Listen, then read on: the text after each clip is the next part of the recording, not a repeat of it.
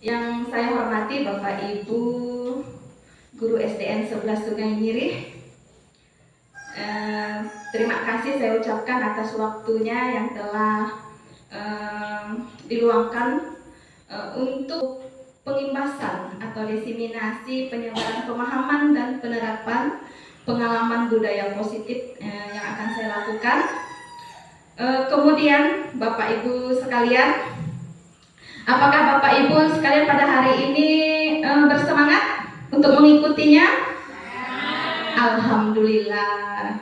Nah, Bapak Ibu sekalian, supaya semangat kita pada hari ini terus meningkat, saya ingin mendengar Bapak Ibu, apabila saya ucapkan atau jika saya mengatakan SDN 11 Sungai Nyirih, Bapak Ibu menjawab dengan semangat. Nah, jadi SDN 11 Sungai Nyirih, semangat. Nah, baiklah, terima kasih Bapak Ibu. Nah, baiklah, semoga kegiatan kita pada hari ini berjalan dengan lancar. Oleh karena itu, marilah bersama-sama kita mengucapkan basmalah. Bismillahirrahmanirrahim. Nah, Bapak Ibu sekalian, hari ini saya akan memberikan diseminasi atau penyebaran pemahaman dan penerapan pengalaman budaya positif yang akan saya sampaikan. Perkenalkan, saya Agustina SPD CGP Angkatan 10 dari SDN 11 Sungai Nyirih, Kabupaten Sambas. Nah, Bapak Ibu, apakah Bapak Ibu sekalian pernah mendengar kata budaya positif? Apakah Bapak Ibu sekalian pernah mendengar kata budaya positif? Nah, baiklah Bapak Ibu, langsung saya sebutkan bahwa budaya positif di sekolah yaitu nilai-nilai dan kebiasaan-kebiasaan di sekolah yang berpihak pada peserta didik agar mereka dapat berkembang menjadi pribadi yang kritis, penuh hormat, dan bertanggung jawab. Nah, Bapak Ibu, kalau kita mendengar budaya positif berarti hal-hal yang berkonotasi positif yang akan kita pikirkan. Nah, budaya positif. Jadi tidak ada hal-hal yang negatif. Nah, budaya positif ini adalah budaya positif khususnya di sekolah. Nilai-nilai dan kebiasaan-kebiasaan di sekolah yang berpihak pada peserta didik. Apakah Bapak Ibu sudah merasa bahwa selama ini apa yang kita lakukan di sekolah sudah ada budaya positifnya ataupun sudah pihak kepada peserta didik? Sudah, alhamdulillah. Berarti sekolah kita sudah menerapkan budaya positif. Nah, salah satunya kita kebiasaan atau nilai yang kita lakukan sudah berpihak kepada peserta didik. Nah, mengapa harus berpihak kepada peserta didik? Agar mereka dapat berkembang menjadi pribadi yang kritis, penuh hormat, dan bertanggung jawab. Jadi Bapak Ibu, kalau kita menyebarkan budaya negatif, berarti anak-anak pribadi mereka juga tidak bisa kritis. Tidak ada rasa hormat dan tidak ada rasa tanggung jawab. Nah, demikian Bapak Ibu sekalian. Nah, kita lanjut. Konsep inti budaya positif. Konsep inti budaya positif ada 6.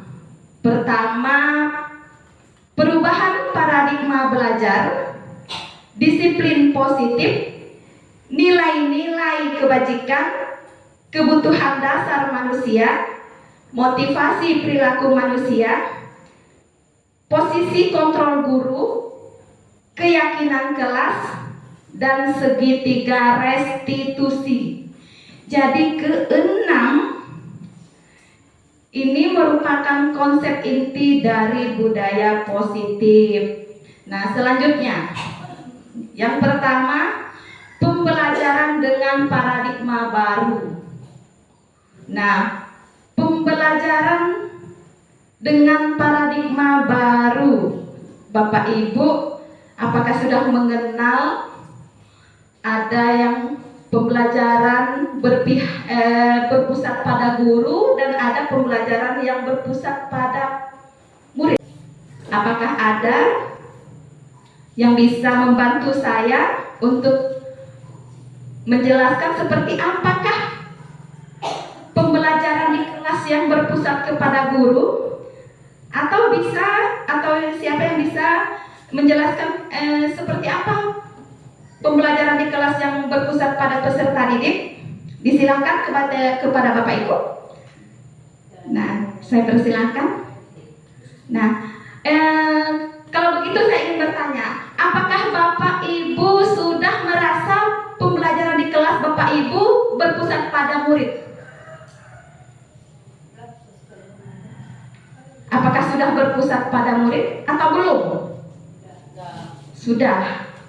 Berarti di SDN 11 Sungai Nyirih ini sudah menggunakan pembelajaran yang berdiferensiasi sesuai dengan pemikiran Ki Hajar Dewantara. Seperti apa pembelajaran yang berpusat pada peserta didik? Nah, jadi pembelajaran di kelas yang sudah sesuai dengan kebutuhan berdasarkan tahap perkembangannya. Jadi anak-anak telah menerima hak mereka. Tugas kita sebagai guru adalah menuntun. Jadi anak-anaklah yang lebih berperan aktif daripada guru. Jadi jangan sampai Bapak Ibu pembelajaran kita di kelas berpusat kepada guru. Harus selalu berpusat kepada peserta didik. Nah, kalau berpusat kepada guru, guru lebih banyak berceramah. Nah, guru berceramah.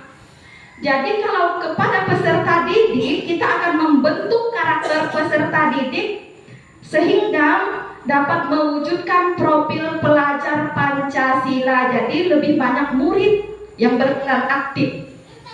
Nah, profil pelajar Pancasila yang diinginkan seperti beriman dan bertakwa kepada Tuhan Yang Maha Esa. Sebelum sarapan mereka membaca doa. Nah, kemudian berkebinekaan global. Kita di Indonesia ini terdiri dari banyak suku, agama, dan budaya. Jadi keberagaman itu yang ada di sekolah, nah itulah yang dimaksud dengan berkebinekaan global. Bergotong royong. Kalau yang bergotong royong di sekolah, Bapak Ibu, kalau kita mendengar kata gotong royong pasti identik dengan kegiatan kerja bakti. Nah, padahal bukan hanya kegiatan kerja bakti yang harus ada gotong royong. Nah, gotong royong di sini yang diinginkan adalah bekerja sama, berkolaborasi, berdiskusi. Baik siswa sesama siswa, bisa siswa dengan guru. Benar sekali. Nah, yang selanjutnya adalah kreatif. Yang diinginkan di sini adalah anak-anak atau peserta didik kita yang kreatif. Kemudian bernalar kritis atau biasa berpikir kritis. Nah, kemudian yang diharapkan selanjutnya adalah mandiri. Mandiri Bapak Ibu. Didik sesuai dengan profil pelajar Pancasila. Jadi beriman dan bertakwa kepada Tuhan Yang Maha Esa dan berakhlak mulia, berkebinekaan global, bergotong royong, kreatif, bernalar kritis, dan mandiri. Semua ini dapat kita capai, tujuan ini dapat tercapai apabila Bapak Ibu dalam pembelajaran itu menggunakan pembelajaran yang berpusat pada peserta didik, yaitu pembelajaran berdiferensiasi sehingga peserta didik kita belajar sesuai kebutuhannya, berdasarkan tahap perkembangannya, sesuai teori psikologi modern untuk mewujudkan profil pelajar Pancasila. Nah, Bapak Ibu, Selanjutnya, miskonsepsi tentang teori kontrol. Nah, ada suatu konsep tapi miskonsep berarti kita salah persepsi. Teori kontrol, Bapak Ibu, ibaratkan yang di depan adalah peserta didik, yang ada di belakang adalah guru. Kita perhatikan dari ilustrasi yang ada di depan. Di depan adalah murid, di belakangnya guru. Kalau diputar, yang memutar siapa? Guru, sehingga murid bergerak. Berarti siapakah yang mengontrol murid? Guru. Apakah benar murid bisa dikontrol oleh guru? Tidak. Itu hanya ilusi. Itu hanya bayangan kita saja, Bapak Ibu. Tidak bisa seorang guru mengontrol anak. Ilusi guru mengontrol murid. Contoh, murid melakukan pelanggaran di sekolah. Jadi seorang guru merasa bahwa misalnya mereka bisa mengatur peserta didiknya, biasanya dengan hukuman. Nah, tolong jangan lagi membuat keributan di kelas. Nanti bapak atau ibu akan menghukum kalian ya.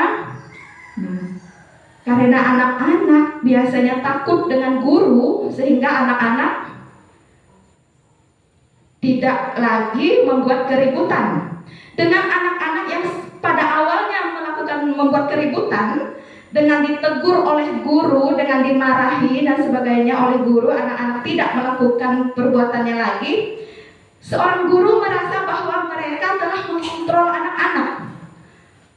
Padahal tidak, karena cara kita menerapkannya itu adalah melalui suatu ancaman mungkin, karena mereka takut dan sebagainya, bukan berdasarkan dari dalam diri mereka. Jadi bisa saja nanti seandainya tidak ada guru, mereka akan mengulangi perbuatan yang sama. Ilusi bahwa semua penguatan posisi efektif dan bermanfaat. Padahal pada kenyataannya tidak ada manfaatnya, karena mereka akan mengulangi dan mengulangi. Contoh Bapak Ibu, di sekolah kita mempunyai atasan yang disebut sebagai kepala sekolah. Kepala sekolah menerapkan aturan. Misal, peraturan di sekolah datang harus jam 7. Semua guru akan mematuhi aturan tersebut. Tapi apakah Bapak Ibu merasa aturan yang dibuat tersebut ataupun apa yang Ibu lakukan untuk mentaatinya, apakah berasal dari dalam Bapak Ibu atau karena patuh terhadap kepala sekolah? Nah, Bapak Ibu, misalkan kalau kepala sekolah tidak ada, pasti kita akan bisa datang terlambat. Nah, suatu saat pada saat tidak ada kepala sekolah, kita datang terlambat.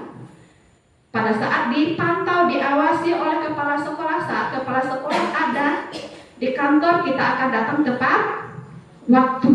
Nah, Bapak Ibu, sebenarnya itu tidak baik karena itu berasal dari luar, dari eksternal, bukan dari dalam diri kita. Karena kita hanya patuh kepada aturan, tapi bukan dari dalam diri kita sendiri. Nah, kemudian ilusi bahwa kritik dan saran membuat rasa bersalah mampu menguatkan karakter. Itu juga hanya ilusi. Jadi kritik dan saran membuat rasa bersalah mampu menguatkan karakter, itu tidak. Kita sebagai guru mempunyai 5 posisi kontrol. Nah, 5 posisi kontrol kita sebagai guru, Bapak Ibu. Ada yang disebut penghukum, guru yang suka menghukum. Bapak Ibu, ada tidak di antara kita yang pernah menghukum siswa? Ada, termasuk saya sendiri sering menghukum siswa. Nah, karena kita menganggap hukuman akan memberikan kesadaran kepada siswa. Nah, kedua, pernah nggak Bapak Ibu menjadi guru pembuat merasa bersalah? Dengan ucapan misalkan. Kalau tadi penghukum Bapak Ibu, hukuman bukan hanya berupa fisik, tapi bisa berupa psikis. Bapak Ibu, misalnya bisa bukan hanya dengan fisik, kita meminta mereka push up, keliling lapangan dan sebagainya. Secara mental mereka juga bisa, Bu, Bapak Ibu. Contoh, hukuman kita kepada mereka dengan kata-kata, dengan hak menghardik. Nah, sehingga hati mereka luka tak berdarah, Bapak Ibu. Hati anak didik kita itu terluka. Nah, kita sebagai guru saja Bapak Ibu sering merasa terluka dengan ucapan teman, padahal teman kita bergurau. Nah, kan sering kita bergurau Bapak Ibu, kita merasa itu adalah gurauan, tetapi di hati teman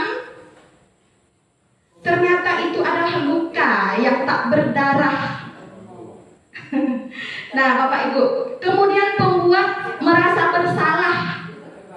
Nah, Bapak Ibu, kita juga ternyata selama ini menjadi guru yang suka membuat rasa bersalah. Jadi dengan ucapan kita, kata-kata kita, kadang kita membuat siswa itu merasa bersalah. Ternyata itu tidak baik, Bapak Ibu.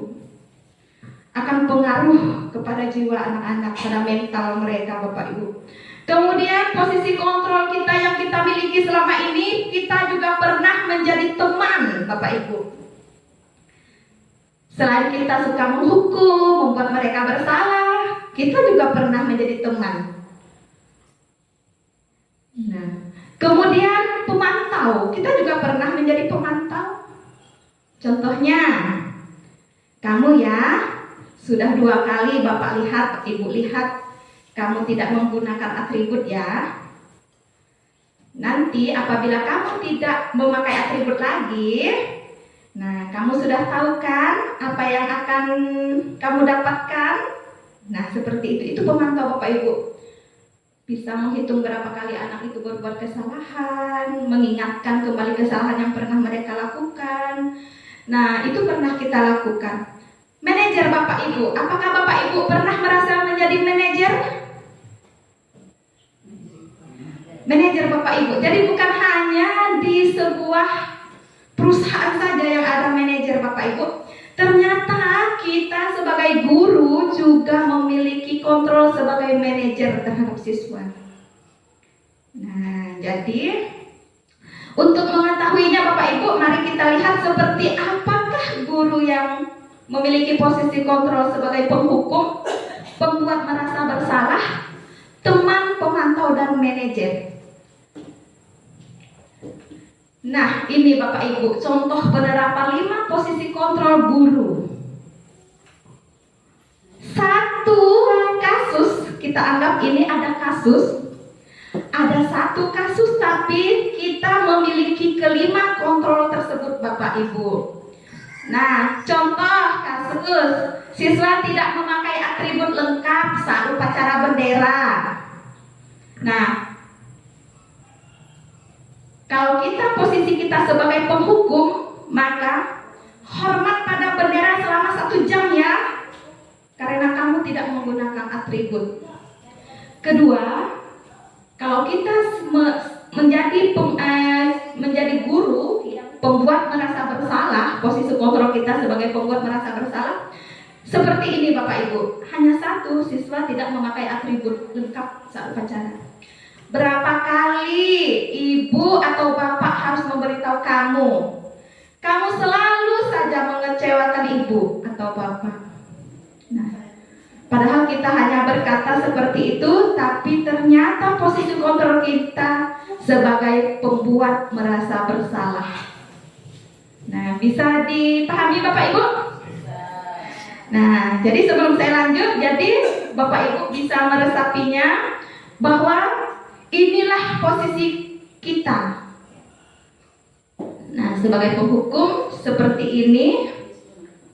Nah, kemudian pembuat merasa bersalah seperti ini. Kemudian lanjut yang ketiga Bapak Ibu, Sebagai teman, kita sebagai teman, ayo dong ikuti aturan sekolah.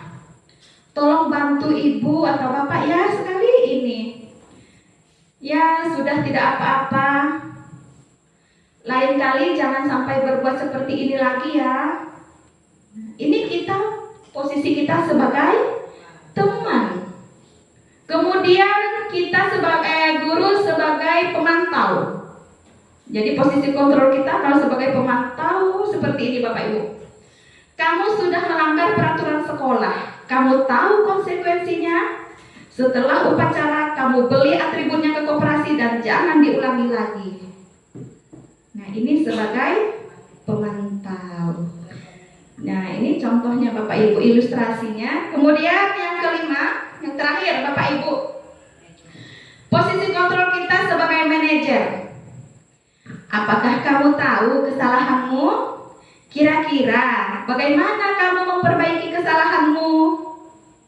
Nah, ini adalah posisi kita, posisi kontrol kita sebagai manajer. Dari kelima posisi kontrol tadi Bapak Ibu, yang paling baik untuk diterapkan di sekolah adalah sebagai manajer.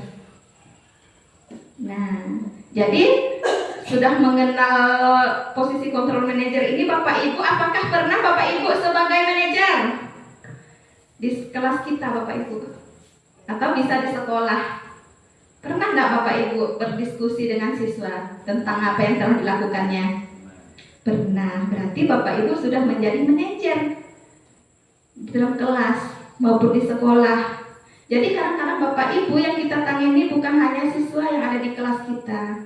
Kadang-kadang permasalahan yang ada di sekolah, nah kita pernah menanganinya dengan memanggil siswa dan mengajukan beberapa pertanyaan sehingga membuat mereka menyadari kesalahan mereka dan timbul motivasi mereka dari dalam diri mereka untuk berubah, Bapak Ibu. Nah, Bapak Ibu, untuk mengetahui sejauh mana Bapak Ibu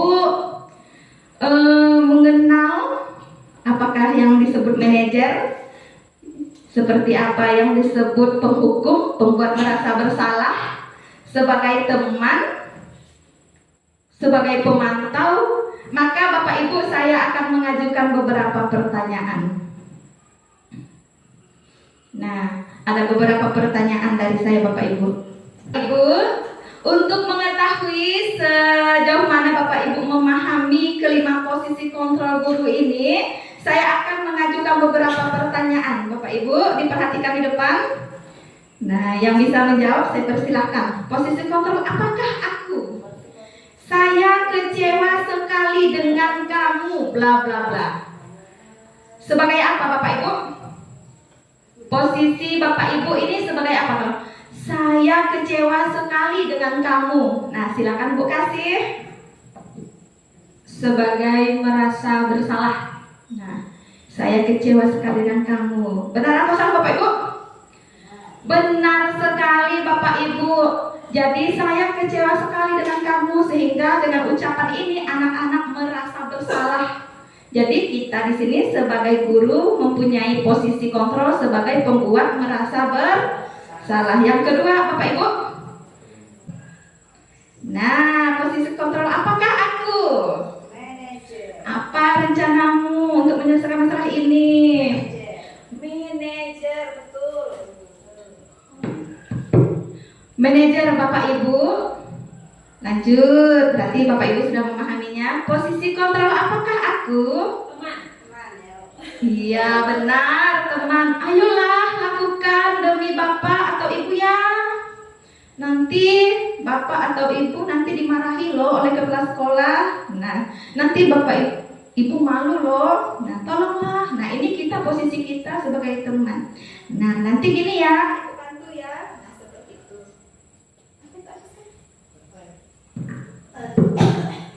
Lanjut Bapak Ibu.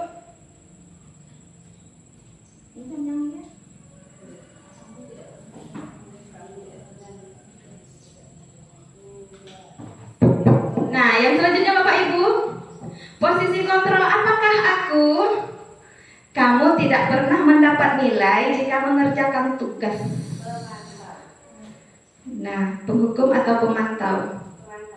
Nah, Bapak Ibu, kamu tidak pernah mendapat nilai jika tidak mengerjakan tugas. Nah, ini pemantau. Benar sekali Bapak Ibu. Nah, jadi Bapak Ibu telah mengenal 5 posisi kontrol. Nah, untuk selanjutnya, agar kita bisa menerapkan posisi kontrol yang terakhir, posisi kontrol yang paling baik untuk diterapkan adalah posisi kontrol sebagai manajer.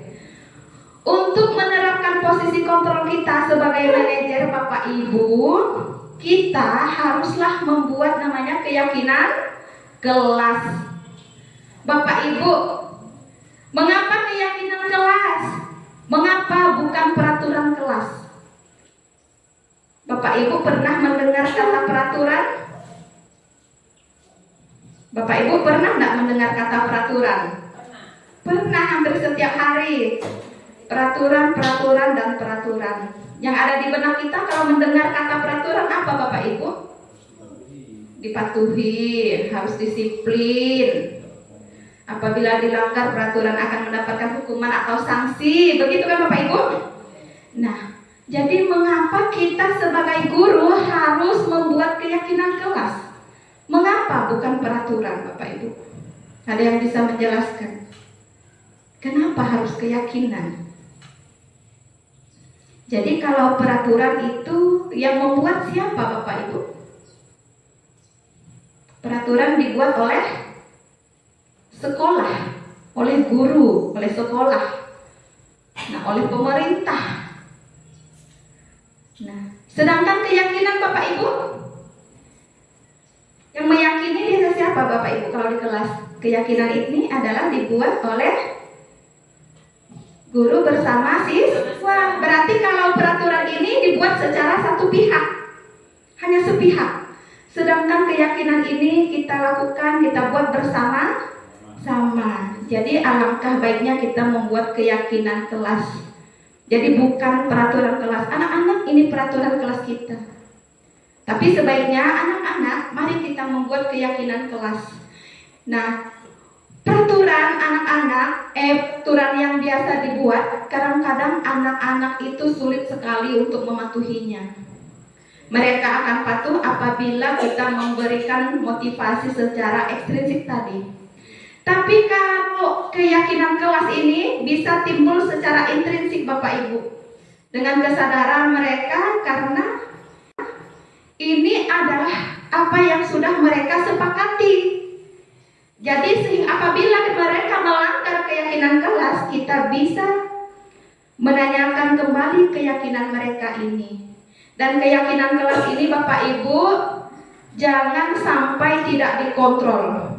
Harus dikontrol, harus selalu dikontrol, dan dalam jangka waktu jangan terlalu lama Bapak Ibu. Harus sering dalam satu semester berapa kali kita harus selalu memantau keyakinan ini. Keyakinan kelas jangan sampai dibuat terlalu banyak Bapak Ibu. Nah, secukupnya saja. Kemudian Bapak Ibu, keyakinan kelas adalah nilai-nilai kebajikan atau prinsip-prinsip universal yang disepakati bersama secara universal, lepas dari latar belakang suku, negara, bahasa maupun agama. Kemudian menurut Gossen 1998, suatu keyakinan akan lebih memotivasi seseorang dari dalam. Secara intrinsik, seseorang akan lebih bersemangat untuk menjalankan keyakinannya daripada hanya sekedar mengikuti serangkaian peraturan. Jadi mereka kalau secara intrinsik berubahnya itu melewati keyakinan Bapak Ibu, bukan peraturan. Lanjut Bapak Ibu, pembentukan keyakinan kelas. Nah, ini contoh yang saya buat Bapak Ibu. Keyakinan kelas yang bersifat abstrak, berupa pernyataan universal, dibuat dalam pernyataan positif sedikit saja agar mudah diingat, sesuai dengan kondisi kelas dan sekolah sehingga mudah diterapkan. Semua warga sekolah atau kelas dilibatkan saat membuat keyakinan kelas. Jadi seluruhnya Bapak Ibu Kemudian ini segitiga restitusi. Kalau kita sudah ada keyakinan kelas, nah maka kita bisa menerapkan segitiga restitusi. Posisi apa yang kita ambil di sini Bapak Ibu? Posisi guru tadi dari kelima, posisi sebagai manajer. Jadi itu kita manfaatkan. Tapi sebelumnya harus ada keyakinan kelas. Dan kemudian apabila ada yang melanggar keyakinan tadi, bisa kita terapkan menggunakan segitiga restitusi. Langkah-langkahnya yang pertama Bapak Ibu, menstabilkan identitas, validasi tindakan yang salah. Yang ketiga, menanyakan keyakinan mereka. Jadi suatu proses segitiga restitusi ini adalah suatu proses dialog yang dijalankan oleh guru agar dapat menghasilkan murid mandiri dan bertanggung jawab. Nah, ini contoh menstabilkan identitas Bapak Ibu. Berdasarkan prinsip bahwa kesalahan adalah bagian dari proses pembelajaran. Apa yang harus kita lakukan pada saat menstabilkan identitas? Nah, kita akan mengajukan pernyataan atau pertanyaan seperti ini Bapak Ibu. Kalau kita untuk menstabilkan identitas, berbuat salah itu wajar. Tidak ada manusia yang sempurna. Ibu bapak tidak mau mencari siapa yang salah, tapi ibu bapak ingin mencari solusi dari permasalahan ini. Kamu berhak merasa begitu. Nah, ini kita menstabilkan identitas agar pada saat anak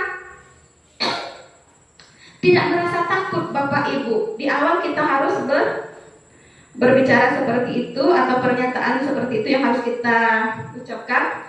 Kemudian yang kedua, validasi tindakan yang salah. Berdasarkan prinsip setiap perilaku berupaya memenuhi suatu kebutuhan tertentu. Nah, contoh pernyataannya atau pertanyaannya Bapak Ibu untuk validasi tindakan yang salah. Kamu pasti punya alasan mengapa melakukan hal ini atau hal itu. Padahal kamu bisa melakukan yang lebih buruk dari ini ya. Kamu patut bangga karena telah melindungi sesuatu yang penting buat kamu. Kamu melakukannya karena mempertahankan sesuatu yang penting bagimu. Jadi Bapak Ibu, pertama tadi apa? Menstabilkan identitas. Jangan sampai anak-anak takut kita mengajak mereka berdialog. Kedua, validasi, baru kita memvalidasi tindakan mereka. Kesalahan apa yang telah mereka lakukan. Dengan menggali, dengan mengajukan beberapa pertanyaan. Yang ketiga, menanyakan keyakinan. Mereka sudah tahu kesalahan apa yang mereka lakukan. Jadi dengan menanyakan keyakinan ini berdasarkan prinsip teori kontrol, bahwa pada dasarnya kita termotivasi secara intrinsik. Bapak Ibu, ini beberapa pertanyaan yang harus kita ajukan pada saat kita menanyakan keyakinan kelas. Ini hanya contoh Bapak Ibu. Apakah keyakinan kelas kita? Nilai-nilai apa yang telah disepakati bersama? Seperti apa gambaran sebuah kelas yang ideal menurut kamu? Kamu ingin menjadi orang seperti apa? Nah, ini adalah menanyakan keyakinan. Dan ini contohnya Bapak Ibu yang sudah saya terapkan di kelas. Contoh penerapan segitiga restitusi. Nah, ini hanya berupa gambar. Jadi ada seorang anak datang terlambat. Nah, kita sebagai guru jangan marah-marah dan sebagainya. Nanti kita panggil Bapak Ibu. Kita stabilkan dulu identitasnya sehingga mereka tidak takut. Kedua, validasi tindakan. Ya, tindakan yang salah yang mana? Mengapa mereka melakukan hal tersebut? Kemudian menanyakan keyakinan mereka agar mereka tidak melakukan hal yang serupa kembali Bapak Ibu. Nah, ini contoh penerapan segitiga restitusi. Nah, yang terakhir Bapak Ibu, sebagai penutup dalam penerapan program disiplin positif, hendaklah guru memiliki standar kepribadian profesional dan sosial yang baik, di mana guru mampu merefleksi dirinya dalam posisi kontrol saat ini. bagaimana perjalanan dirinya sebagai among atau manajer yang menuntun murid-muridnya sebagai insan yang mandiri, merdeka, dan bertanggung jawab sesuai dengan standar pendidikan nasional. Nah, Bapak Ibu, demikianlah. Terima kasih. Nah, Bapak Ibu sekalian, setelah apa yang kita lewati bersama dan sudah saya tutup dengan beberapa kesimpulan, Bapak Ibu. Nah, berakhirlah sosialisasi saya pada hari ini, Bapak Ibu. Nah, terima kasih atas waktu yang telah Bapak Ibu luangkan. Nah, kemudian marilah bersama-sama kita mengucap hamdalah. Alhamdulillahirabbil alamin. Nah, terima kasih. SDN 11 Sungai Nyirim. Semangat.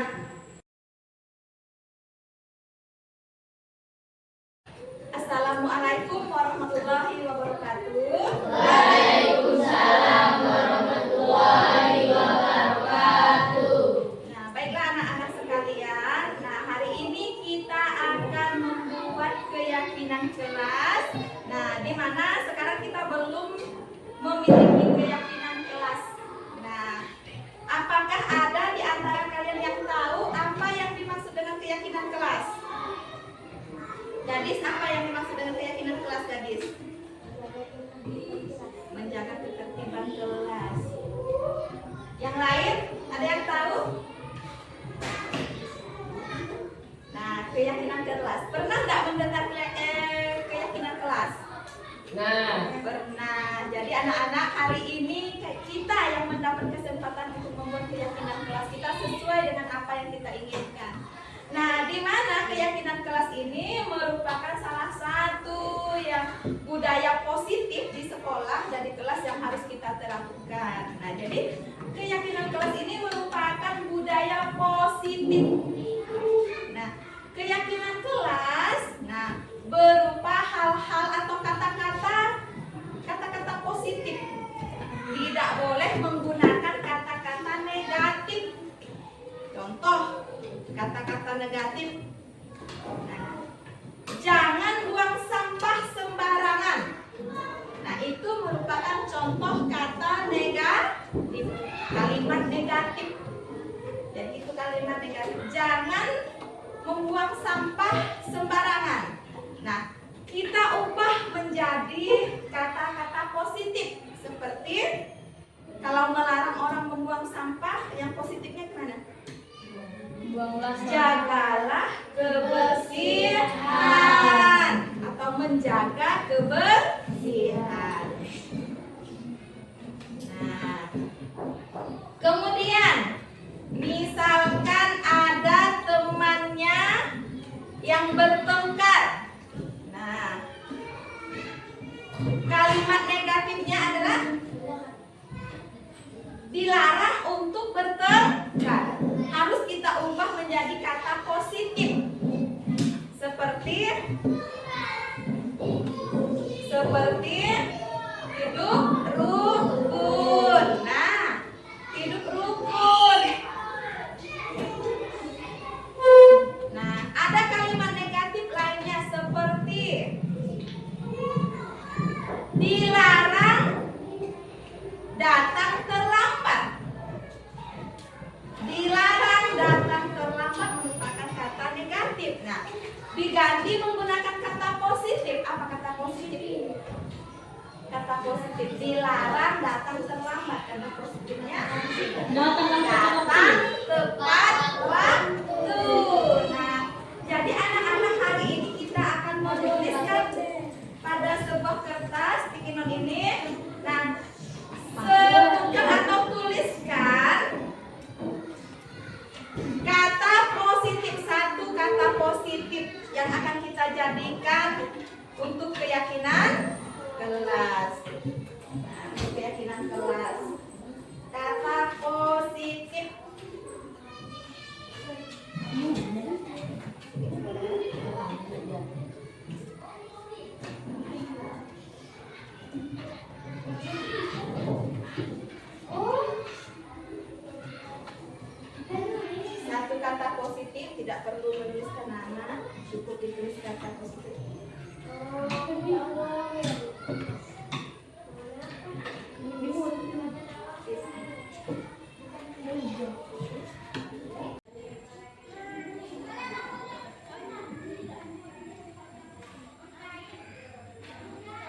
Anak-anak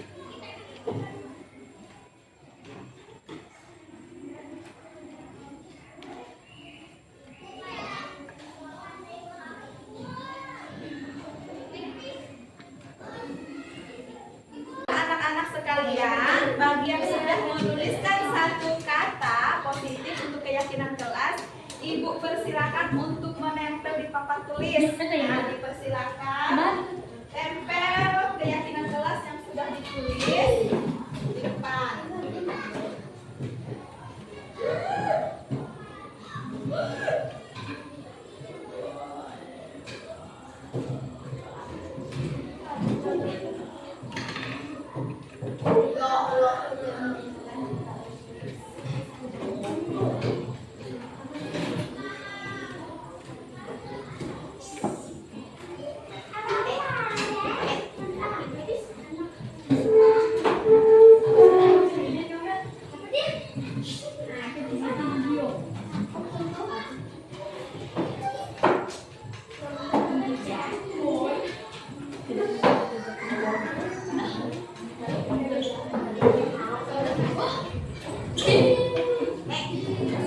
Tidak membeda-bedakan.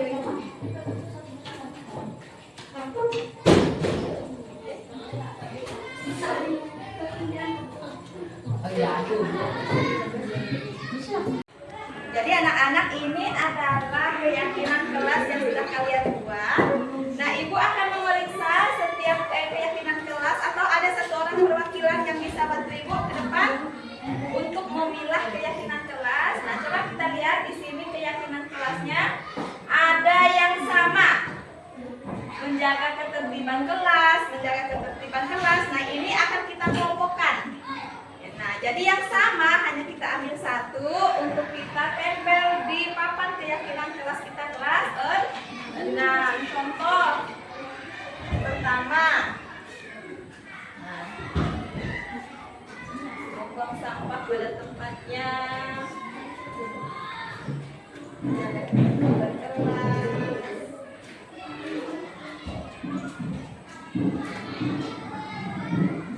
Menjaga ketertiban kelas ini sama, menjaga ketertiban kelas sama, menjaga ketertiban kelas sama, menjaga ketertiban kelas sama. Nah, ini tiket kelas sesuai jadwal, berpakaian rapi, sama menjaga ketertiban kelas, saling menghormati,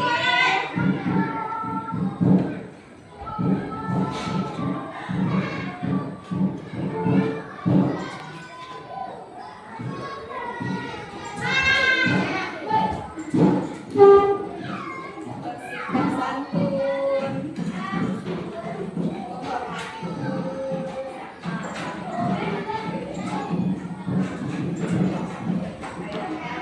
bicara sopan,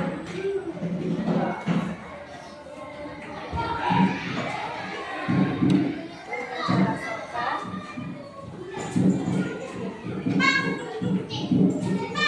buang sampah pada tempatnya,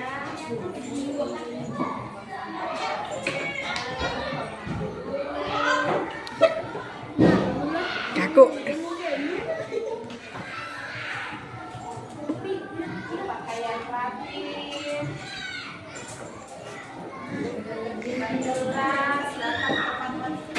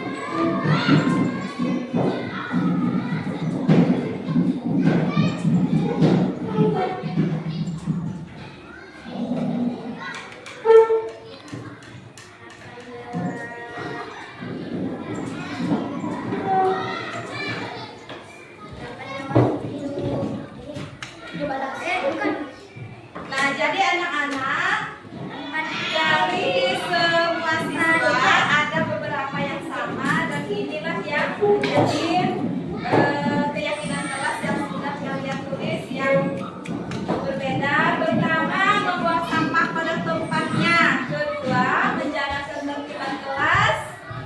Ketiga, piket kelas sesuai jadwal. Yang keempat, berpakaian rapi. Kelima, saling menghormati.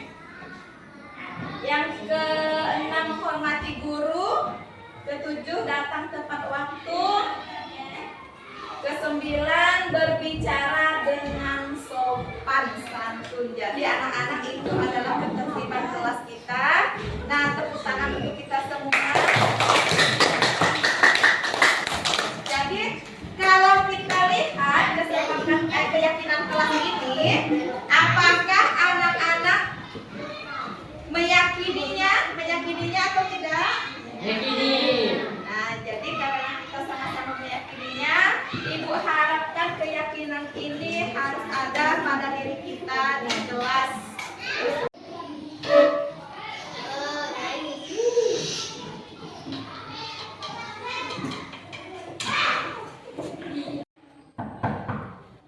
Masuk. Assalamualaikum Bu. Waalaikumsalam. Silakan duduk. Apakah Imelda tahu mengapa Ibu panggil ke sini? Iya Bu, Apa? saya tidak piket kelas Bu.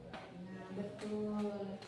Menurut Imelda, apakah tidak melaksanakan piket kelas merupakan perbuatan yang baik? Tidak Bu, maaf Bu, saya salah. Nah, tidak apa-apa. Semua orang pasti pernah melakukan kesalahan. Ibu juga pernah melakukan kesalahan seperti kamu. Tapi Ibu tidak tertarik mencari siapa yang salah. Nah, tapi Ibu di sini hanya ingin mencari solusi dari permasalahan ini. Nah, kamu pasti punya alasan. Nah, coba ceritakan dengan Ibu. Mengapa kamu tidak ikut kelas? Saya jajan di kantin Bu.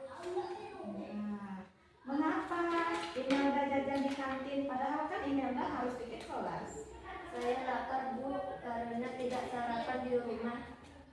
Nah, mengapa Imelda tidak sarapan di rumah? Saya bangun kesiangan Bu. Nah, apakah ada solusi yang bisa Imelda lakukan agar bisa tetap sarapan dan tetap melaksanakan piket kelas sesuai dengan jadwal yang telah ditentukan? Ada Bu, saya harus bisa bangun lebih pagi serta bijak mengatur waktu. Nah, kira-kira kapan Imelda akan mulai melakukannya? Mulai hari ini Bu. Nah, Imelda masih ingat keyakinan kelas yang pernah kita buat dan kita sepakati? Masih Bu. Kira-kira keyakinan apa yang berkaitan dengan hal ini?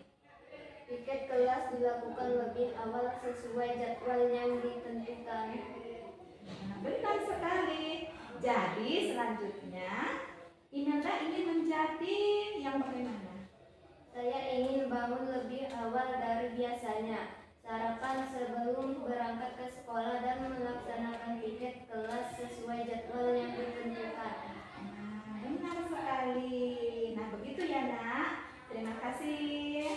Sama-sama Bu.